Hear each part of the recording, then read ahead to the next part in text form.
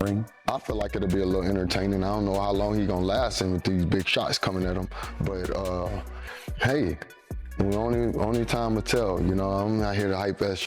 Not even my business. That's somebody else fish to fry. Yeah. You know, I got my own fish. Terence Crawford is not going to do anything to Canelo Alvarez. Terence Crawford, yes, he's good. He's a 4-division world champion, 2-division undisputed, but he couldn't even hurt Madrimov. They think that Canelo is easy work because of the fact that he's flat-footed and he just kind of like, he does basic, I would say.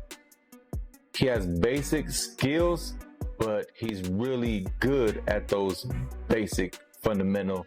Outlines why he believes Canelo will win over Terence Crawford. He believes the real test will be if Crawford can handle Canelo's power and constant pressure. Moving up in weight already puts Crawford at a disadvantage, making the challenge considerably more difficult. Analysts also note that Crawford struggled to seriously harm Madrimov, who isn't on Canelo's level. While Crawford looked good against Errol Spence, Charlo emphasizes that this is an entirely different fight. Canelo is younger, more active, and a proven legend, making him the most formidable opponent Crawford has ever faced.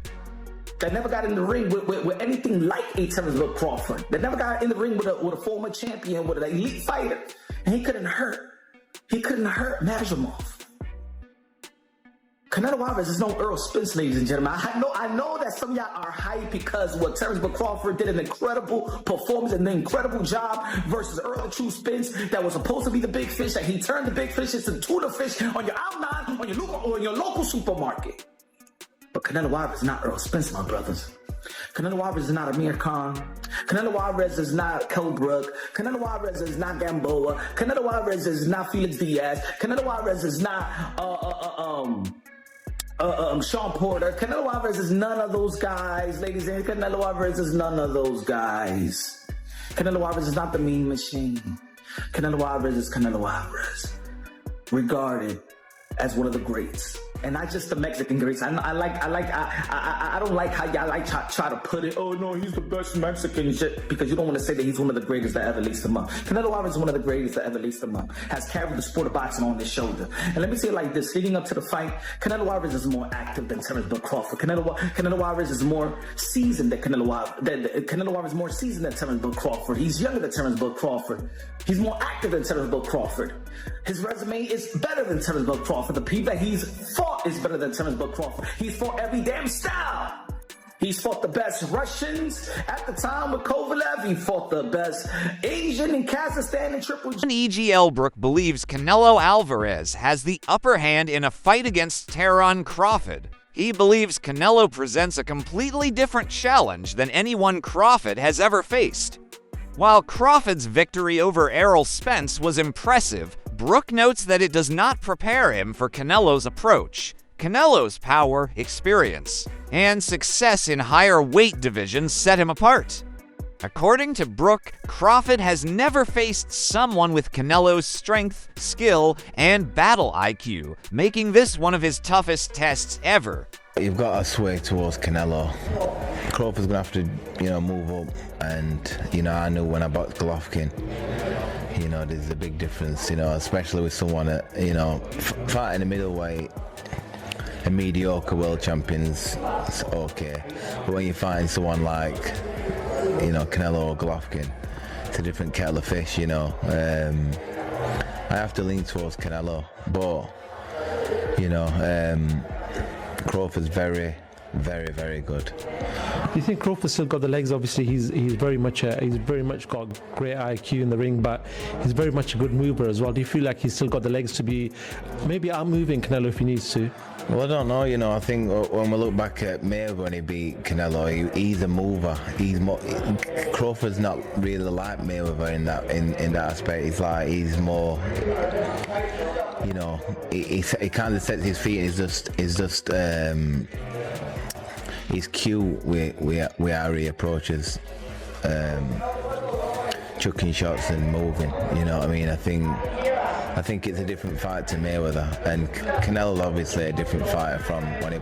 Believe Terrence, Crawford may be too small to seriously hurt Canelo Alvarez, especially because he is jumping up nearly 3 weight classes in such a short period of time at 154. They liken the situation to Floyd Mayweather, who had already faced several quality opponents before meeting Canelo. While Crawford's first test at that level has been Madrimov, Gabe Rosado adds that boxers who are used to taking punches from larger opponents are not as affected by smaller fighters. That raises the question of how Crawford will handle Canelo's stature and strength. I think that Crawford may be too small to really impact and hurt Canelo Alvarez. He's moving up pretty much 3 weight classes, which is exactly what I said. I'm not counting 154. He had 1 fight, bro. He had 1 fight. Floyd Mayweather got more fights at 54 than Terrence Crawford. Boop. Because Crawford, he fought Madrimov. Floyd fought De La Hoya, Cotto, and then he fought Canelo at 152. So you had an aging Floyd who fought more times at the higher weight class, and Bud looks to be a bigger dude than Floyd Mayweather, right? So when Floyd was 37, he moved to 52 and fought a much bigger Canelo. Crawford's 37, he fighting Madrimov with 11 fights. Not the same. It's not. I don't care what y'all talking about. The Bud Buddy's just gonna have to be mad at me because truth is truth. So that's a valid question. And again, I'll be glad when this fight's over. Put it that way. I don't care who wins. May the best man win. I hope it's a double knockout. I already told y'all. Just because I'm just over it, and I want to get back to some of the other fights. There's other fights that are interesting, and they make more sense. Like Brian Norman, Devin Haney. I'm interested in Yard versus Benavidez, etc. There's some fights we're hearing about, blah, blah, blah. So I'll be glad when this is over, to be 100% honest. There's more fights that actually fans have been requesting that matter, blah, blah, blah. But Rosado, he brought up a lot of good points. He was saying Crawford, he thinks he's too small. And he even gave his own personal experience. He said, like, I'm like 180, 190 solid. And when I fight guys that are welterweights, even if they crack and they're known for being like menacing, murderous punchers at the lower weight classes, 140, 147, them moving up, it feel like pillows when they fight me. When I get hit with their punches, it feel like pillows because I'm used to getting hit by triple, right? He used to Triple G work. He used to Lemieux work.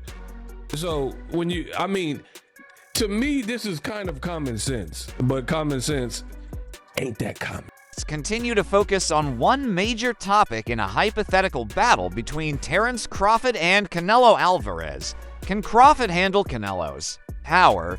Canelo's punches have slowed or halted numerous top opponents, and Crawford faces a similar threat. Some critics claim Canelo appears flat-footed, but specialists clarify that his technique is deliberate. By remaining grounded, he utilizes balance, timing, and efficiency to make every shot count. Crawford's defense and movement may help him avoid damage early on, but Canelo's patience generally creates opportunities. When that happens, the real test will be Crawford's ability to remain composed under pressure and absorb punishment. Many believe the battle won't come down to who throws more blows, but if Crawford's chin and physique can withstand Canelo's.